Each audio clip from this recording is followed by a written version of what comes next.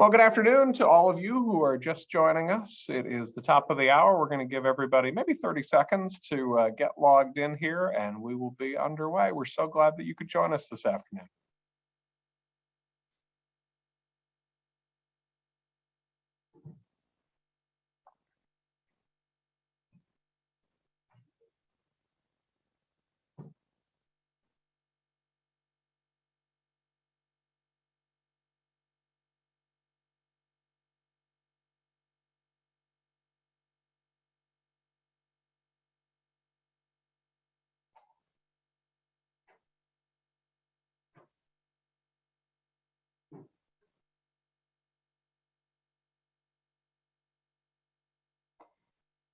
All right, well, the room is starting to populate, so why don't we go ahead and kick things off. This is a very special edition of our, I was going to call it our Early Efforts webinar series. I'm so used to saying that, but actually it is not. This is a special cross collaboration effort between our early childhood and higher education teams here at the Hunt Institute. We're calling this collaboration across the continuum. So it is great to have those of you who are in our normal early childhood audience, and also those of you who maybe are familiar with the Institute from our work in higher education. My name is Dan Worry. I am the Senior Director of Early Learning here at the Institute.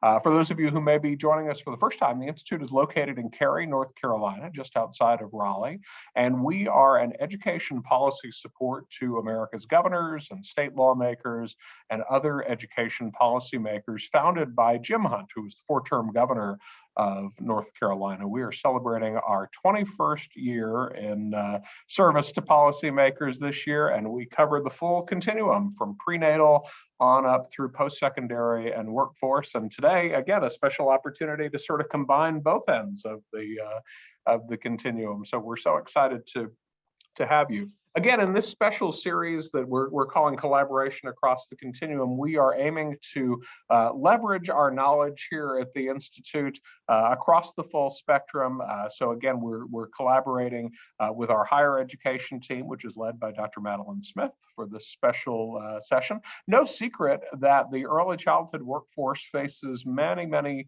challenges, many of which have been really exacerbated during the COVID-19 pandemic.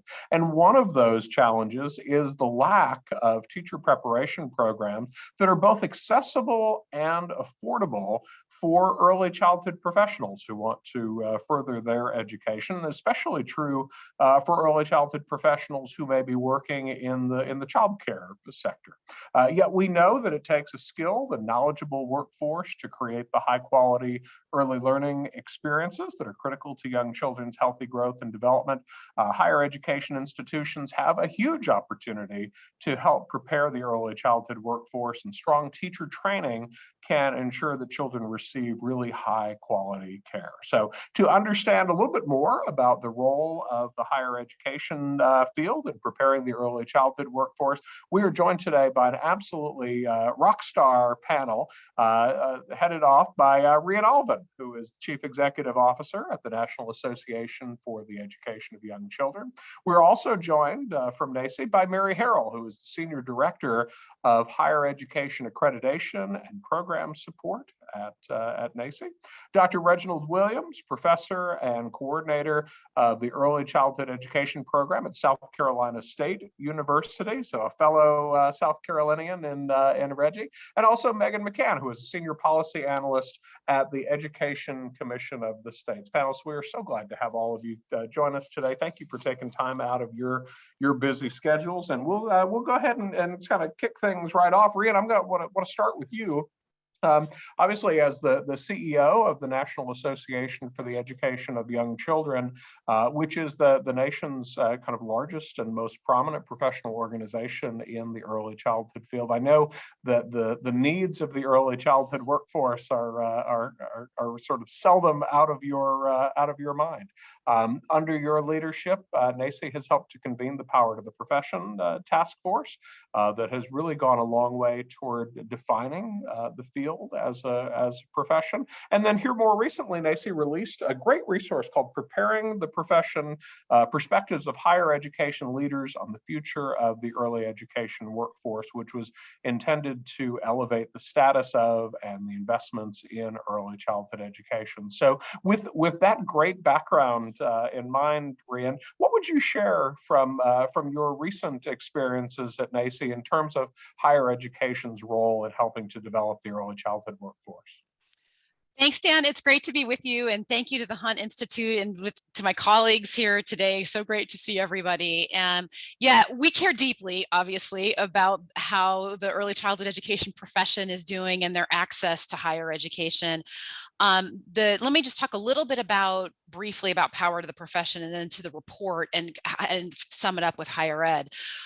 We launched Power to the Profession that resulted in the unifying framework and an aligned set of standards and competencies for early childhood educators, which was an update of what NAEYC already had.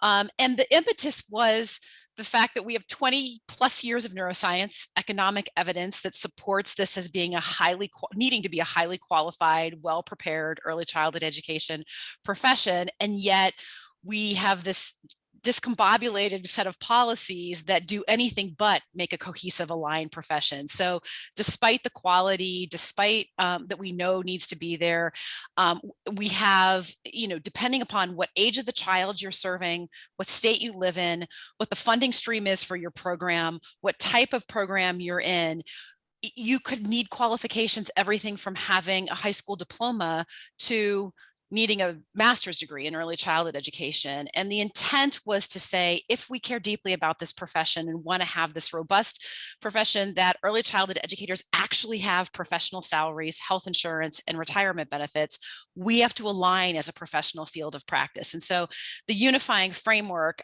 which I can put in the chat, is the impetus that creates, we had 15 organizations across early childhood education after 3 years of deliberations agree on this framework. There is an entire section about higher education and what higher education should look like. We know that a teaching team should be a child development certificate, a CDA is important, an associate's degree is important, and a bachelor's degree is important. And our objective here is to have one unified profession based on one set of knowledge, skills, and competencies that early childhood educators don't have to retrain and reapply and go through new professional development when they move states or when they move to a different program from one program to the next. And so importantly, our next step with that is actually to pass model legislation in states that will align a professional field of practice for early childhood educators. So there aren't, career ladders with 20 different rungs and 6 different pathways, but there's one career ladder that has 3 defined levels to it that make it easy for early childhood educators to get through. So that makes higher education absolutely essential, because if we're saying the 3 levels of the profession are the CDA level, the professional credentialing level, the associate's degree, a bachelor's degree, and then the entry level's master's degree, how we get to higher education really matters. And we know there are intense structural barriers right now, that women of color don't have the same access to higher education, that early childhood education programs in general have low status within systems of higher education. So the report, which I can also put in the chat, we set out to see, what would it take to get higher ed leadership to double down on early childhood education. And so I interviewed almost 30 higher ed leaders across the country to get their perspective on that.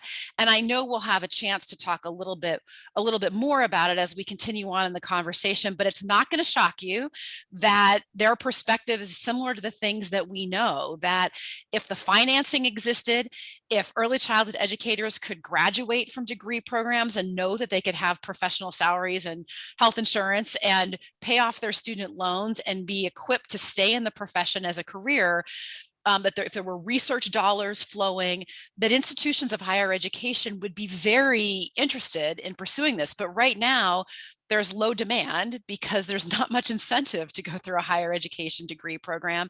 And so there are these system barriers that exist. I think we have great partners who are ready, willing, and able, but we've got to fix these structural deficits in order to make it enticing and to incentivize higher education to a different place.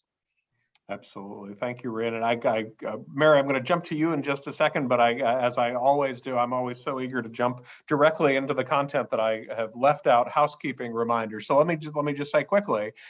First off, I love in these sessions watching the chat populate and having all of you introduce yourselves and where you are from. So please continue to do that in the chat. In a little while, we will take questions though from you for the panel, and so would ask if you have a question for the panel, if you can use the Q&A function down at the bottom of the Zoom screen instead of the chat. As you can probably tell from looking at the chat, it is scrolling quickly and filling right up. So if you can help us to sort of tease out which are comments and which are questions specifically for the panel down in the Q&A function, that would be a great help. The other thing that I just always like to flag is that we make a point of ensuring that these broadcasts are closed captioned. And so if you have a need or would benefit from that service, know that you can access the closed captioning menu down in the Zoom toolbar there down at the bottom of your screen. So with that, Mary, let's jump to you. You are with Rhian there at NAEYC, and one of the things that I think is super well known, like if NAEYC is known maybe even outside of the profession itself for anything, it is for the accreditation that it does of preschool programs. NAEYC accreditation is really widely viewed as sort of the gold standard of program quality. But maybe viewers are a little bit less familiar with the fact that NAEYC also accredits institutes of higher education. So wanted to maybe ask you to share a little bit about that accreditation process and why it is important for institutes of higher ed. Sure. Well, thanks for having me. I want to echo Rhian's thanks, and it is really fun to see in the chat. We've got a lot of folks from our accreditation community there and commissioners, and Reggie, one of our former commissioners, so it's really fun to be with everyone. So NAEYC's higher education accreditation system, it's the other accreditation system within NAEYC. We are a newer accreditation system. So we launched in 2006, and primarily the primary focus of our accreditation at that time was to accredit early childhood associate degree programs and to recognize the quality of their programs and the work that they're doing to support preparing professionals in the early childhood field. I will say for accreditation, it is, it can get pretty wonky when we start talking about accreditation, but I think at a really high level, when we think about accreditation, and particularly in the higher ed context, right, we have institutional accreditors, national accreditors, we have programmatic accreditors like NAEYC is, and we accredit a specific discipline within higher ed. There's three primary functions of those accreditation systems. One is to really set that baseline of quality for what it is, what quality professional preparation looks like, right? And to support and assure that students are being prepared in the competencies they need to be effective in their field.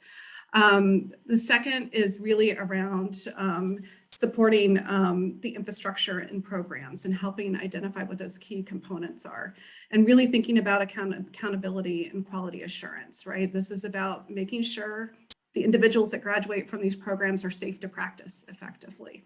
And it really also serves as a continuous improvement framework for programs too, and to think about accreditation looks comprehensively at all the different components within a program. So I want to speak just specifically to kind of those three areas as it relates to NAEYC's higher education accreditation. Rhian talked about the unifying framework and the work that's been done across the field to develop consensus around how we should organize ourselves as a profession.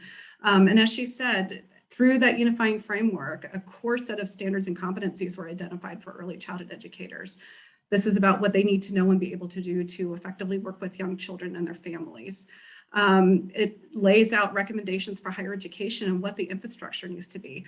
I talk a lot about, for early childhood educators, there are a lot of parallels for the challenges that early childhood educators face, as well as for the early childhood higher ed programs that prepare them. We are typically pretty under-resourced and under-supported within our institutions of higher education, and yet we're providing critical work and doing critical work for our profession and making sure that graduates truly are prepared to work effectively with young children and their families.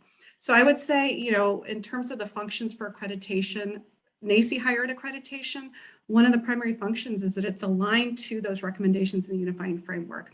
As part of programs going through accreditation, they are expected to demonstrate that their curriculum, all those different learning opportunities, the assessments they use truly are helping develop candidates' proficiency in those professional standards and competencies, so that we have confidence by the time they graduate their program, they really are skilled and have a strong knowledge base in child development and what it means to apply that knowledge and working with young children. They have a strong experience in assessment and instructional practices. So one of the primary functions really is helping programs align to those professional standards and competencies. It also, in terms of aligning to those infrastructure recommendations in higher ed, I talked about higher ed programs tend to be under-resourced, helps really support and elevate the importance of having qualified and supported faculty in programs. That's another area where we need many, many more resources. So many of our early childhood higher ed programs are one faculty. And they are teaching, they are advising those students, they are supervising those field experiences, often traveling hundreds of miles to go see their students in their practice settings. It is intensive work, and it is not something that should be laid at the feet of just one person within a program. And so accreditation is one of those things that also helps identify resources that are needed for programs. It helps support field experience quality, which is another real challenge for our programs, is getting access to quality field experiences and partnerships with early learning programs. So it's a way to elevate the importance of that and to call out to higher ed leadership and administrators that we need supports for that within our early childhood programs. The second function for accreditation, really around that accountability and quality assurance. Accreditation, and particularly at the programmatic level, this is by the profession for the profession. This is really about holding ourselves accountable for what constitutes quality professional preparation. We know in education, states are more than happy to set policies for us and tell us how to teach, tell us how to prepare individuals. And this is really us as a profession standing up and saying, wait, we know what constitutes quality, we know, and we can hold ourselves accountable for this. So I think accreditation is really important in that way to really stand up as a profession as we move toward a more defined profession. I'll say the final piece too is really around this continuous improvement framework. One of the things, so accountability is really important, right? Public assurance, but for programs themselves, I think one of the most meaningful things that they find in accreditation is that it provides a way for them to look holistically at every component of their program and to really think carefully about how all of those different components are leading to their ability to serve students, to make sure that they are prepared in the competencies they need. And so this really provides that framework. It's about the standards. It is not about standardization. Programs look really different within the accreditation system.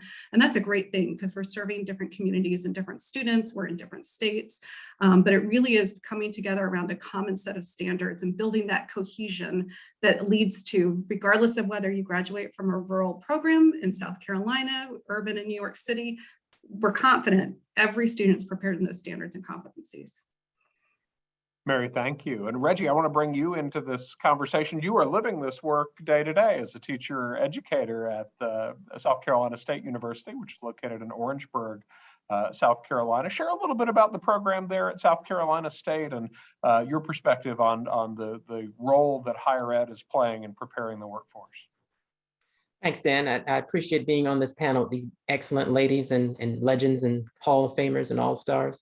I'm at the only state-supported historically Black college and university in South Carolina at South Carolina State University. And we've been accredited by the Council for Accreditation for Educator Preparation, formerly the National Council of Accreditation for Teacher Education, CATE, and NCATE is their acronym, since 1975. So we've been focused on this continuous improvement idea that both Rian and Mary have espoused so well since longer than I've been alive, more or less.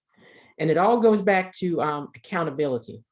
It all goes back to the fact that I know for the early childhood program, which is one of the oldest programs we have, we've always adhered to what NAEYC has actually talked about, and that is a set of very well established standards.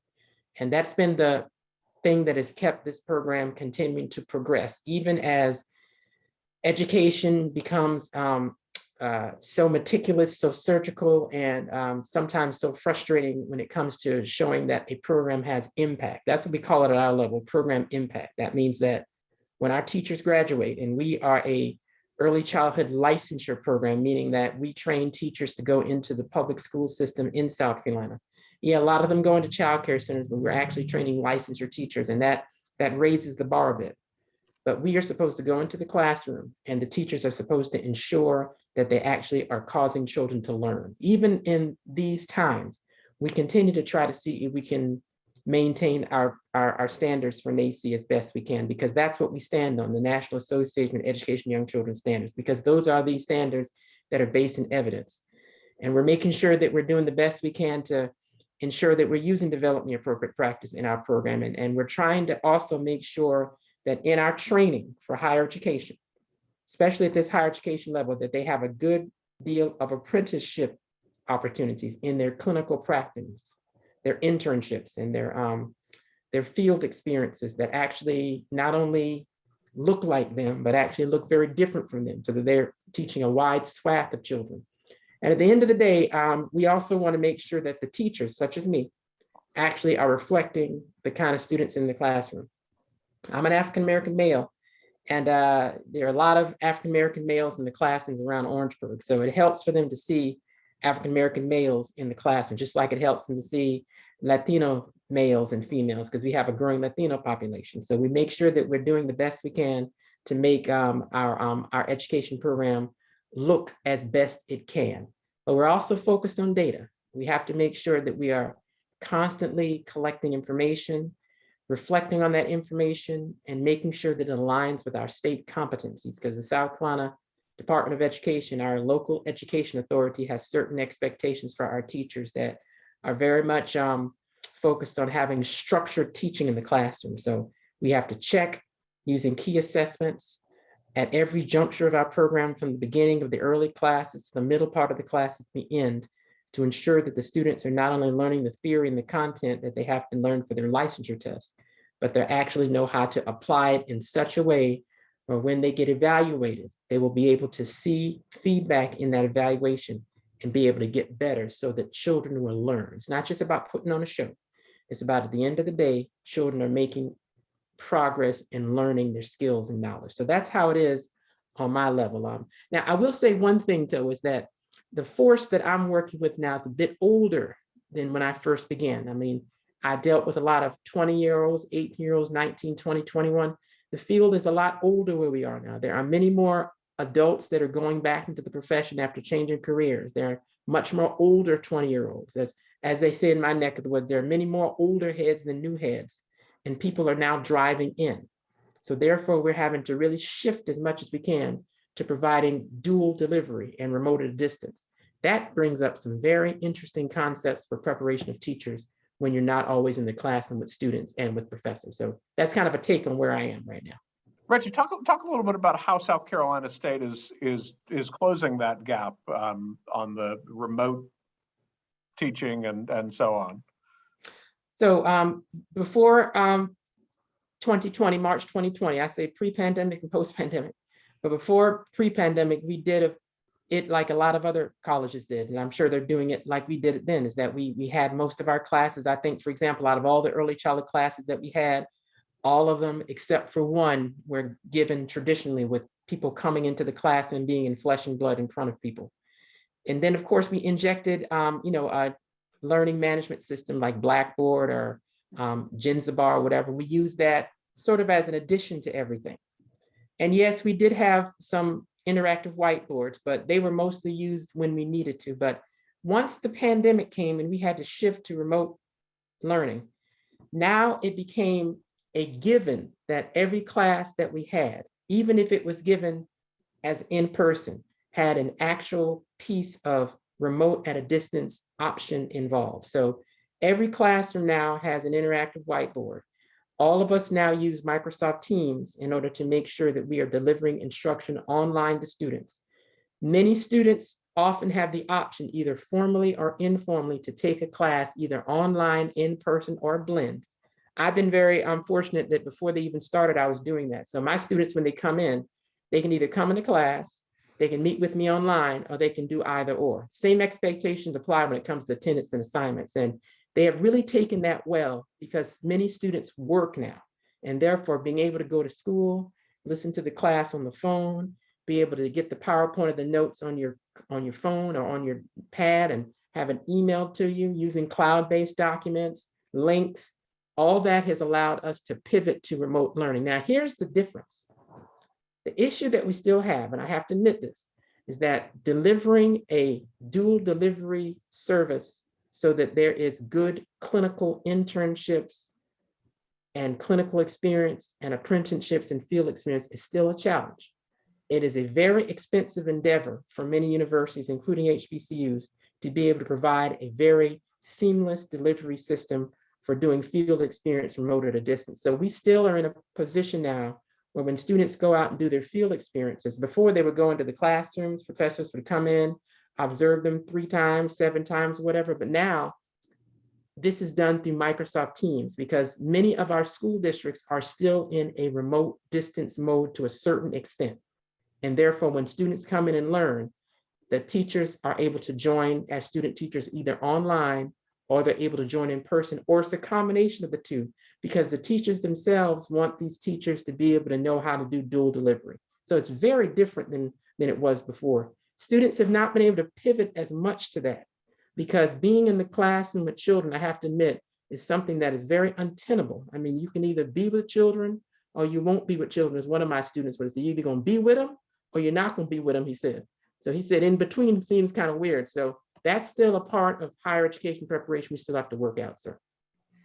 Thank you, Reggie. I want to bring in Megan McCann. Megan, as a senior policy analyst at the Education Commission for the states, you like our work here at the Hunt Institute, serve as a partner to state policymakers who are looking for individualized support for their states. Talk to us a little bit about what you're seeing in terms of policy initiatives right now that are supporting the future early childhood workforce.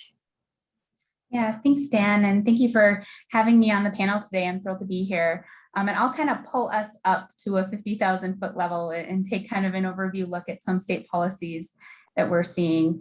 Early care and education is a massive topic at the state level for both the legislative and executive levels. Here at ECS, we track legislation on all education policy topics across the P20 spectrum, including several pre-K through third grade topics. And so currently we're tracking more than 50 bills centered around that workforce, that P3 workforce. And topics vary from pay parity, scholarships and tuition reimbursement, financial support, recruitment and retention, and of course, creating those pathways and career ladders for our ECE workforce. In addition to that legislation, we also track and summarize state of the state addresses from all governors across the country. And so far we have tracked, we're seeing governors from 13 states and the Virgin Islands discuss ECE in their state of the state addresses. And this includes some mentions of current and future investments, as well as highlighting some state programs that are working in the state. And so we really see this emphasis on early care and education having a big potential impact on ECE workforce demand, and really highlights the importance of this issue for policymakers at every level.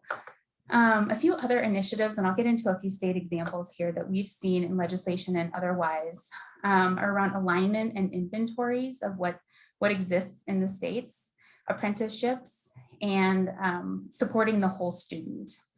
So around alignment and inventory, I think based on the conversation we've already heard, this is a really complicated system. And there are a lot of pathways currently, and a lot of ways for folks to engage in education and training.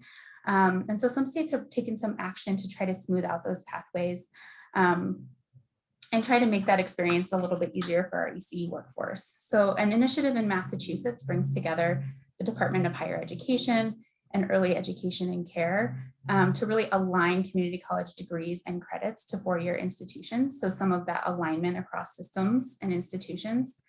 And Nebraska's Early Childhood Workforce Commission convened public and private sector stakeholders, including early childhood and post-secondary institution professionals, to put a plan together to really elevate the ECE profession and strengthen the ECE system in Nebraska. Around apprenticeships, we're seeing a little more attention from state policymakers around apprenticeships, and this idea that we can get folks into these early childhood apprenticeships that give them both post-secondary credits and education and training, as well as work experience. So that is really of interest to our policymakers. And I'll note that participants in Montana's apprenticeship program received 24 ECE college credits, 2 years of work experience, and a mentor to help them along their professional path. So sort of bringing in that alignment piece as well about helping smooth out some of those experiences. And then lastly, I'll mention supporting the whole student. So we've seen this effort and this across the P20 spectrum.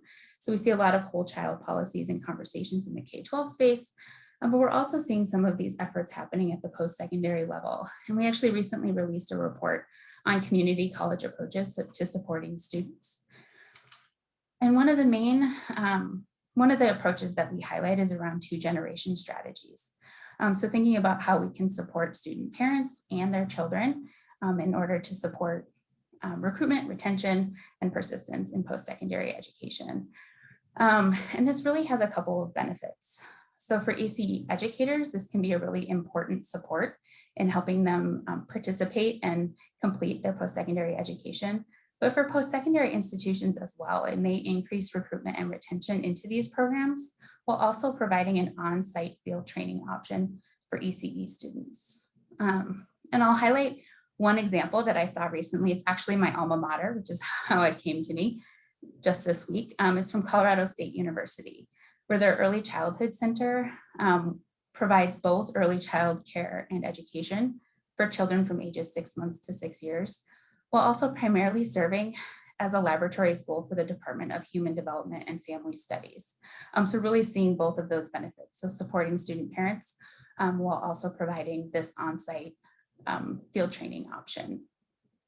They also have a drop-in childcare service at their library, which is available to all currently enrolled students. So that's just one example of a university or post-secondary institution that's doing this. We have seen a lot of action from post-secondary institutions in the 2-gen space or the on-campus childcare efforts. And so we'll be keeping an eye on that as we go. But that's a super fast, super high level overview of just a few of the things that we're seeing from our state leaders.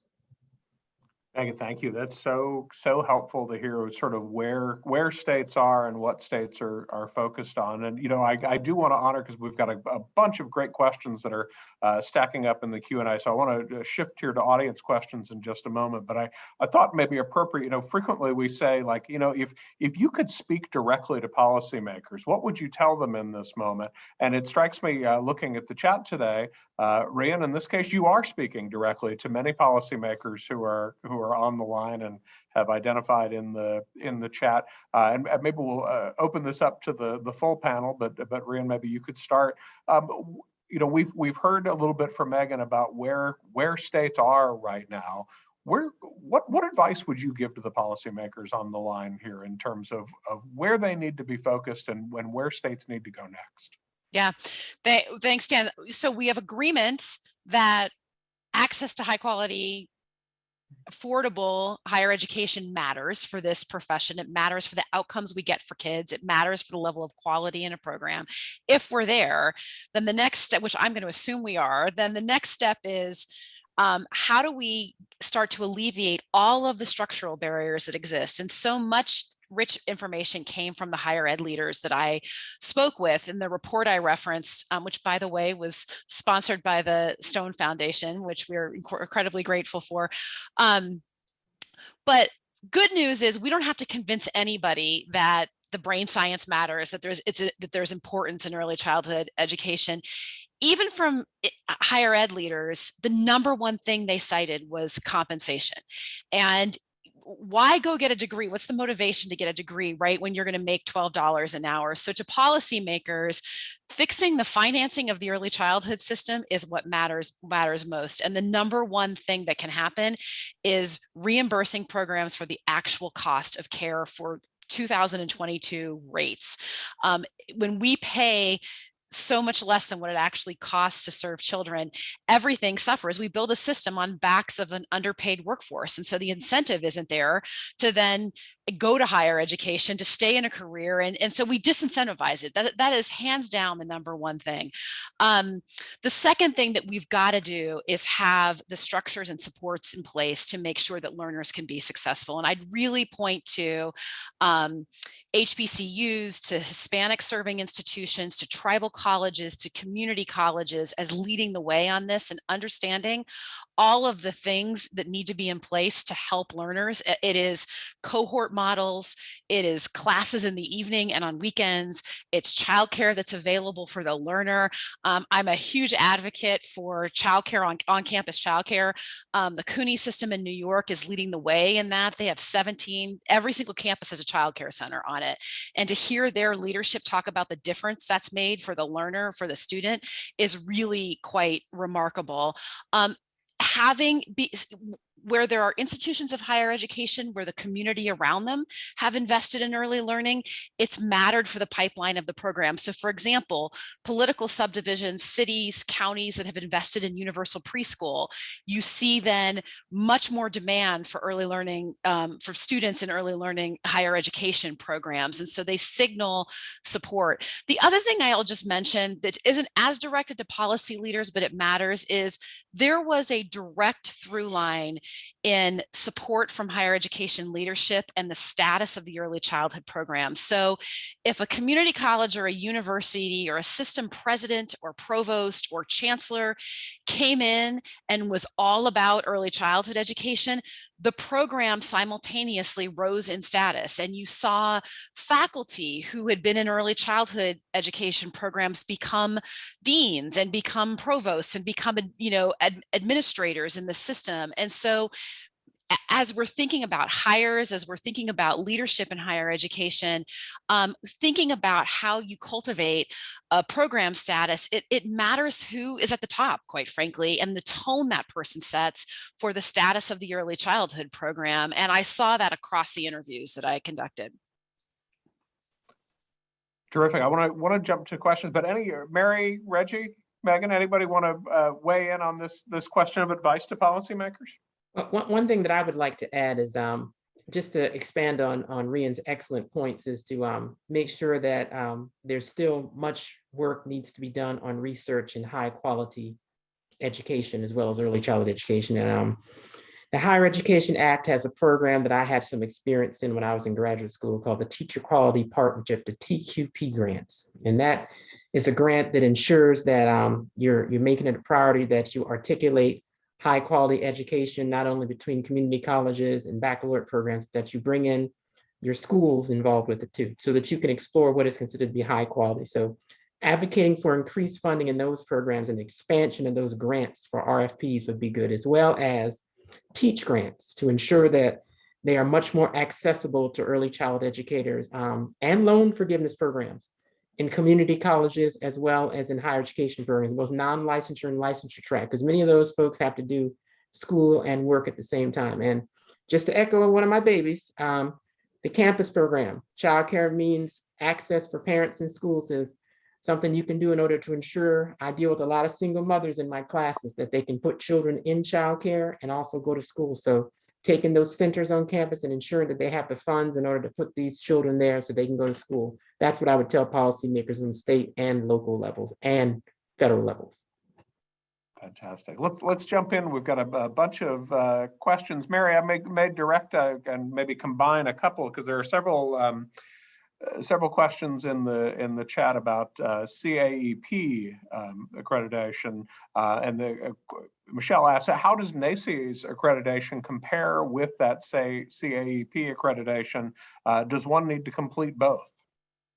Right, so the CAPE accreditation, and Reggie talked about this because South Carolina State's, their education school is accredited by CAPE.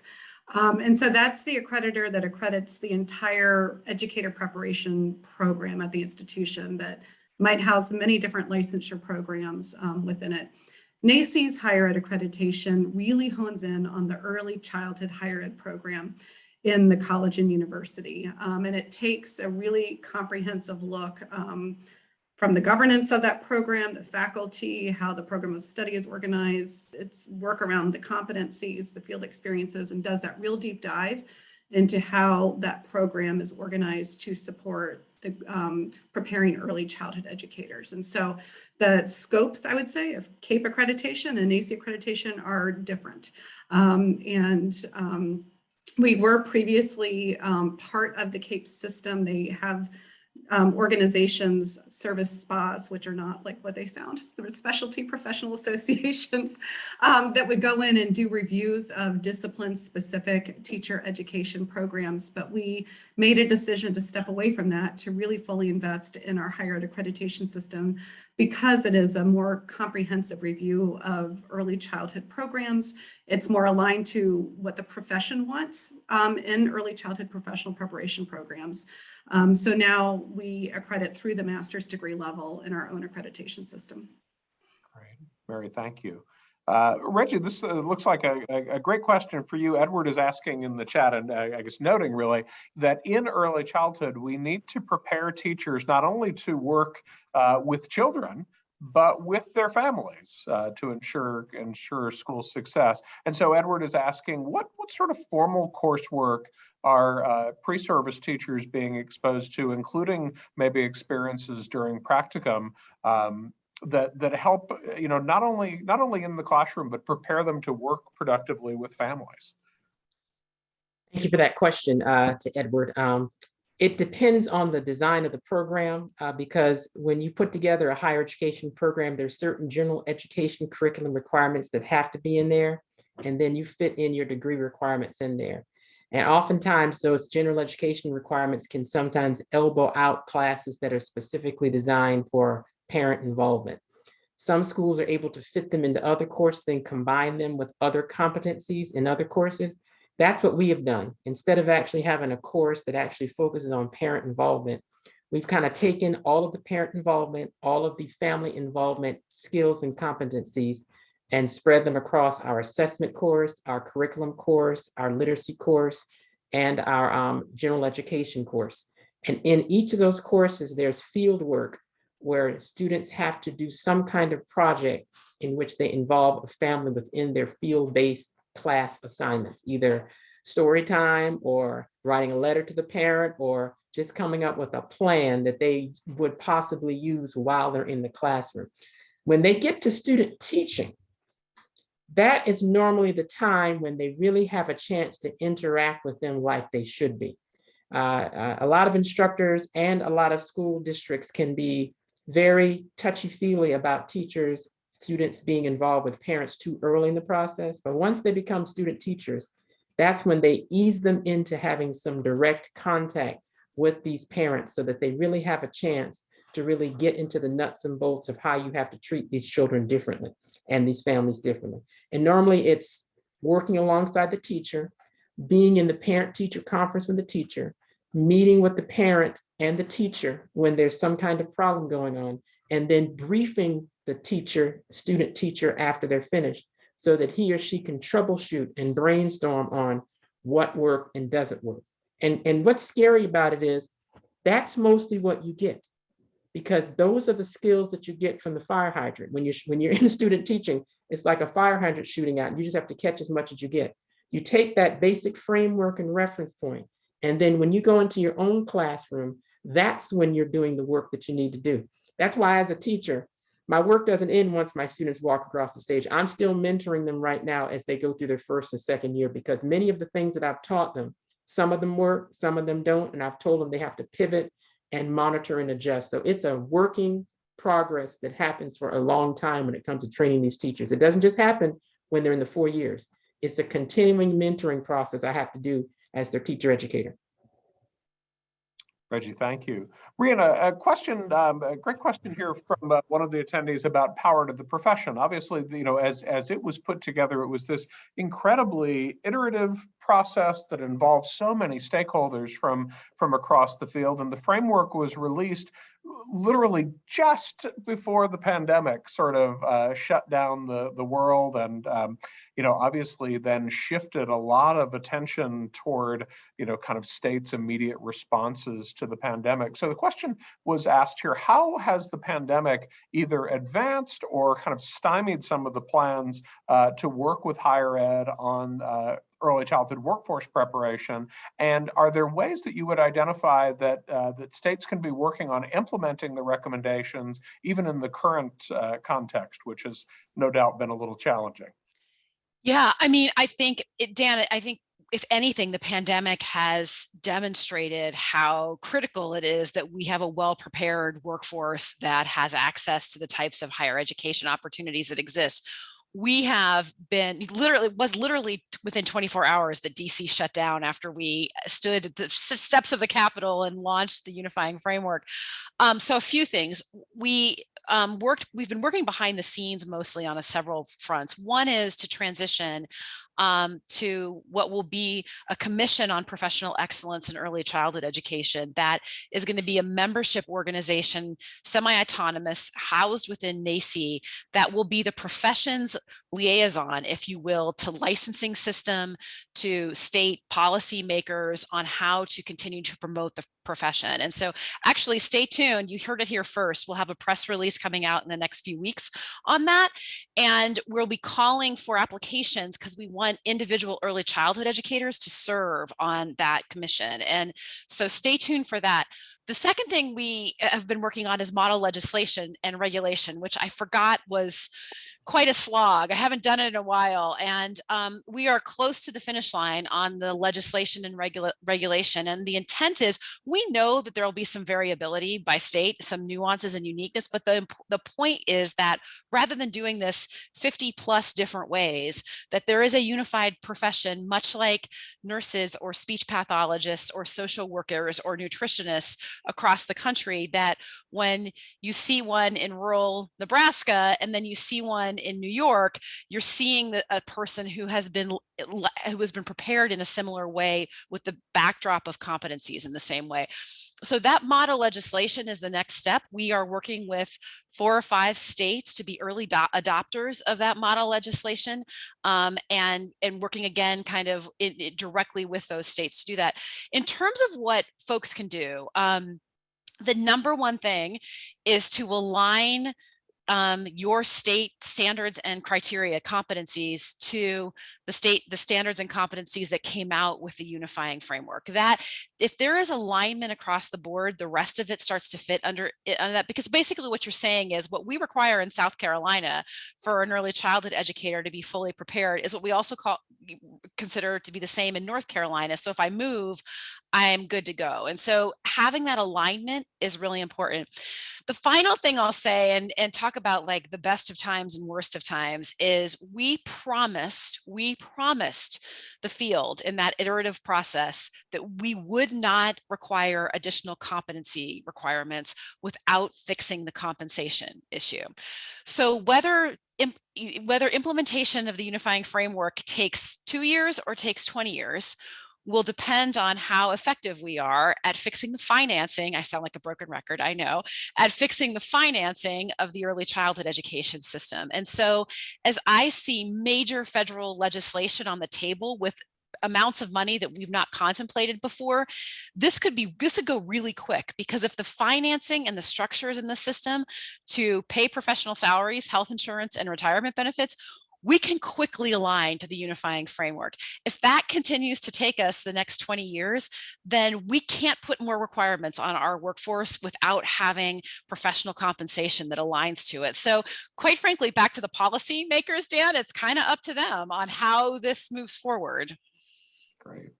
Lots of great questions in the Q&A. I'll throw this out to the panel, because maybe across the group you may know of examples to this, but maybe Megan, this is a good one to start with you. And I'm going to combine a couple of questions here just because we've got so many of them. A question here is asking whether there are examples of partnerships between higher ed institutions and family childcare providers. I know states have been trying to really focus on family childcare providers during the pandemic. It seems as though the family childcare has come maybe even a little bit more back into prominence. And then maybe as part B of that question, and you all can comment on either or both, similar question about are there examples of where early childhood development sort of teacher prep is beginning in high school?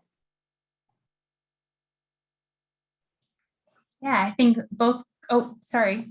Dr. Williams, would you like? You go right ahead, Megan. I think in terms of the partnerships or the partnering with family childcare centers, I'm not aware at right now of those situations. I think we've seen some efforts and some conversations around partnering with the community, and so partnering with others who are working in this space. But I don't have a great example off the top of my head, so I'll look to my other panelists on that one. And around the teacher prep starting in high school, I know we've seen some of those conversations happening in other workforce spaces that I've looked at. And so again, I'll look to my fellow panelists to see for some specific examples of that happening in the ECE space. But I know that is something that's starting the conversation early, is something that we've seen in other areas in state policy. But I'll turn to my fellow panelists. And this is Reggie. I have attempted over my career to try to partner SC State University with some family child care centers, but in my research and my experience, I've found out that the two things are happening, something on my side and also something on their side, which I think the unifying framework may speak to, is that number one, from their side, they don't have as rigorous amounts of regulatory policies that help them to align with the kind of competencies that are required for licensure teachers. We try our best to find places in which our teachers not only get a diverse set of experiences, but where they feel and the provider feels that they are supportive. And a lot of them are hesitant to get into that kind of situation right now. We have only a few family child care centers in our area, and most of them are small, and they're just trying to fight to survive right now. So I'm still hoping to get one involved, but the structure for a family childcare provider versus the regulatory structure for a center-based childcare provider are like night and day when it comes to whether they feel that they are really suitable and firm enough to provide that kind of institutional support. Now, from my side, it really depends on the type of children that you're going to be nurturing, because for South Carolina, most of the students that are in our licensure program will be working most likely, not completely, but most likely with kindergarten, first, second, and third grade teachers. And most of the family child care centers are dealing with the younger children, which brings up the idea of realigning our system in early child assistance again to make sure that we're looking at three different categories of preparation. You got those ones that want to work the pre-Ks that are sort of similar to those folks that are working on their associate degree programs in community colleges, but yet they're four-year degree teachers that want to work with young children. And then you got those that aspire to go on to be public school teachers. Those are different sects and niches and cliques within the early childhood profession that have not been ironed out at a lot of institutions, including mine, so that we will be able to provide different pathways for students to be able to do field experiences and partner with a family child care center. Those teachers that want to be working with children in a non-licensure environment like center-based, I would send them to the family child care centers. On the other hand, I'd send the students that want to be with teachers in the classroom, they want to be certified teachers, I'll send them mostly to the public school system. That's kind of what keeps the partnership from being as solid as it needs to. It's having a vision and a goal that aligns all of the programs together that's suitable for the institutional advancement of the program. But it's a work in progress. It's a work in progress. Reggie, thank you. We got just a couple of minutes remaining. I feel like we'd be remiss if we didn't bring up the fact that this conversation is happening amidst all sorts of swirl and conversation in Congress about the possibility of what could be really historic expansions of federal funding for early childhood that could then have very dramatic implications for the early childhood workforce. I know, Rian, you were tracking those things closely, but I think the question of, for example, pay parity within mixed delivery pre-K systems is on the table. One thing from a higher ed perspective that I think could be a very interesting part of the conversation moving forward, depending on how Congress moves us forward, is the question of how we prepare infant toddler teachers in particular. I know, in some of the federal conversation, there is an effort toward pay parity for teachers, even working with younger children who have similar credentials to those maybe who are working in elementary school settings. But we also know that teachers who are working with infants and toddlers primarily as a sort of a blanket statement, not on any individual basis, tend not to have four-year degrees in the sense that most four-year degree programs, as Reggie has described, are really, teacher prep programs, even ostensibly in early childhood, are really, in many cases, preparing teachers to work with children in kindergarten and the primary grades, and not with younger preschoolers. So Rhian, weigh in a little bit on sort of what you see the outlook for the workforce being here in light of these congressional conversations. Yeah, I think, Dan, you started by saying you hear there's a little swirl in Congress, like the devil, you say, right? Yeah, I mean, one of the things that's so exciting about this opportunity is that it contemplates early childhood education as a birth to 5. I mean, it really should be a birth to 8, but let's start with a birth to 5 system. And what it does that we haven't done before is to prevent, hopefully, the false choices that we're making between quality and access, between quality and affordability. And with the birth to 5 piece, what we've seen is where we've made some great strides, for example, in really strong pre-K initiatives, it sometimes has an unintended consequence on the infant toddler market if you don't simultaneously contemplate the infant toddler market, or you walk into a community-based organization and you have the teachers in the 3- and 4-year-old classroom making $50,000 a year and the infant toddler teachers making $25,000 or $24,000 a year. So what's really exciting about Senator Murray's legislation is that it contemplates and puts the funding in for the whole system. And you're right, there is provisions around you get more money if your early childhood educators have more degrees and credentialing. And so it incentivizes in the right ways a system that has been disincentivized forever. I mean, and in my opinion, we've always needed that. We've always needed the system contemplated as a birth to 5 system so that you're not seeing this precipitous drop in family childcare homes or these disparities that you reference. And so, I mean, it's all on the table. Who knows what happens in Congress from one day to the next. But as the legislation is written, it provides game-changing opportunity to create pay parity and to incentivize the right levers to kind of fix these structural issues that have plagued us since the beginning of time. Absolutely, and has the potential to make working as an infant toddler teacher a viable career choice in the same way that teaching middle school or high school might be. Yeah, absolutely. I'll also just mention, Dan, there are some states doing some interesting things in that space too. Like, so for example, this isn't as much on infant toddler teachers, but for example, Maryland, if you're a family home provider and there are some supports they're giving for family home providers to get the credentialing. But if you even start to get the credentialing and then get it to align to what the requirements of a pre-K teacher are, you get full compensation to what a school would get for housing 3- and 4-year-olds. And so, for educating 3- and 4-year-olds. And so, anyway, I think there are some innovations, but most of the early childhood system, as you know, is funded by the federal government. And so the federal government has to step up in order to bring the scale to the system we need to make these changes. Rhian, thank you. And I would say it always happens this way, that the hour just flies by, and always feel like we could talk for 3 more hours. But unfortunately, our time is largely up. So I do want to take time to thank our panel. Rhian Evans-Albin is Chief Executive Officer of the National Association for the Education of Young Children.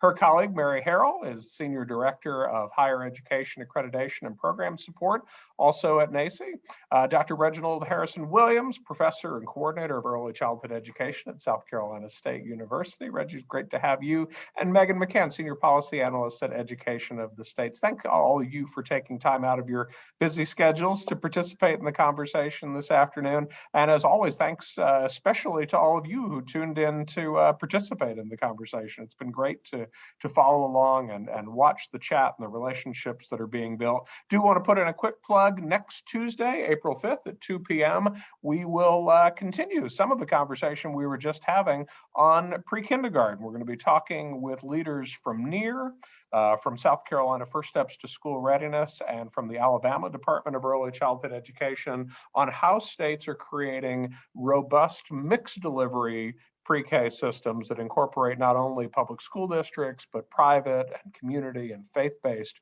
preschool providers as well. So we hope if you are not already registered that you will join us next Tuesday. And again, thank you for taking the time to be with us this afternoon, and we'll see you next week. Thanks, everyone.